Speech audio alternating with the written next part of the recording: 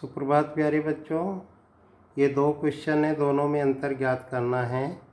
पहले नंबर पे है पब्लिक और private sector.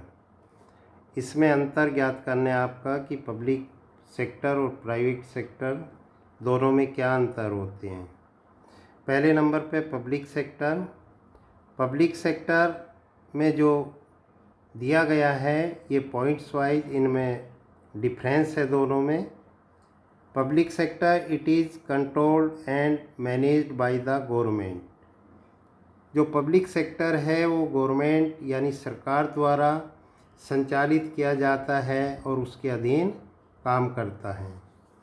Private sector it is controlled and managed by an individual और ए ग्रुप ऑफ इंडिविजुअल्स।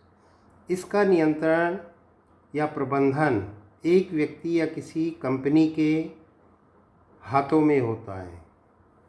ये सरकार के हाथों में होता है इसका नियंत्रण किसी एक व्यक्ति या किसी कंपनी के हाथों में होता है। Second point, the main aim of the sector is public welfare. इसका उद्देश्य लोगों की सेवा करना होता है। The main aim of the sector is to earn maximum profit. इसका उद्देश्य केवल ज़्यादा से ज़्यादा लाभ कमाना होता है।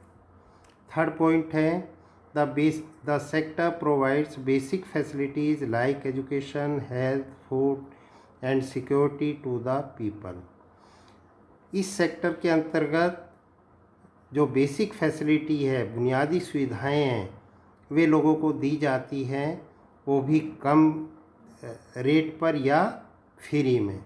या तो फ्री देती है सरकार या बहुत कम शुल्क पर देती है। जैसे एजुकेशन है, शिक्षा है, स्वास्थ्य है, खाना है और सुरक्षा है।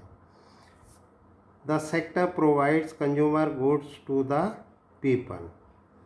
ये सेक्टर लोगों को जो उपभोक्ता वस्तुएं हैं वो प्रदान करती है। जो गुड्स है, सामान हैं, यानी वो लोगों को प्रोवाइड करती हैं। फोर्थ पॉइंट है for example the Indian railways, the post office and BSNL। इसके अंतर्गत पब्लिक सेक्टर की आती है, जैसे भारतीय रेल हैं, डाकघर है, BSNL है या बैंक है, वे भी आते हैं। और इसके अंतर्गत द टिस्को, रिलायंस एटसेट्रा। जो प्राइवेट सेक्टर है वे इसमें आएंगे, रिलायंस है, टिस्को है। सेकेंड जो दिया गया है organised and unorganised sector. Organised sector यानी संगठित क्षेत्र, अनऑर्गेनाइज्ड सेक्टर असंगठित क्षेत्र। इन दोनों में क्या अंतर होता है। Organised sector the sector is registered by the government. संगठित क्षेत्र जो भी होगा वो सरकार के द्वारा रजिस्टर्ड होता है। The sector is not registered by the government. असंगठित क्षेत्र सरकार द्वारा रजिस्टर्ड पंजीकृत नहीं होता है। Second point, the terms of employment are regular. इसमें रोजगार नियमित होता है, यानी इसमें रोजगार नहीं हटा सकते और ये रेगुलर होता है रोजगार। The terms of employment are not regular. इसमें रोजगार नियमित नहीं होता है।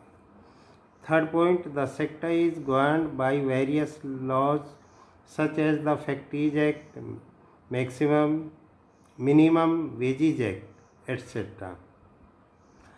इस क्षेत्र के अंतर्गत अलग कई कानून बनाए जाते हैं, जैसे factory act, minimum wages act. ये लागू होते हैं जिसके आधार पे इसमें जो एम्प्लॉयमेंट है यानी सेवा है वो रेगुलर रहती है। इसमें this act is not governed by any act. इसके अंतर्गत कोई भी अधिनियम नहीं बनाए, कोई भी कानून नहीं बनाए। इसके अंतर्गत दो कानून बने हैं, फैक्ट्रीज एक्ट और मिनिमम वेजेज एक्ट। ये दोनों न्यूनतम मजदूरी अधिनियम और कारखाना अधिनियम, ये दोनों एक्ट बने हुए। इसके अंतर्गत कोई भी एक्ट नहीं बना, कोई अधिनियम नहीं बना। This sector includes bank, hospital, school etcetera.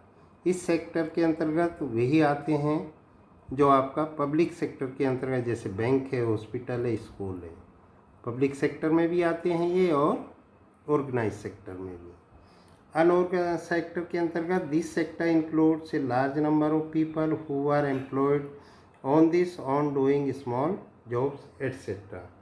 इस क्षेत्र में बड़ी संख्या में लोग शामिल होते हैं जो छोटे काम करते हुए स्वरोजगार में लगे होते हैं, अपने रोजगार करते हैं। ये दोनों सेक्टर हैं, organise sector, unorganise sector, public और प्राइवेट सेक्टर। दोनों में से एक क्वेश्चन जरूर बोर्ड में आता है, इसको आप अच्छे तरीके से नोटबुक में लिखेंगे, उसके बाद याद करेंगे।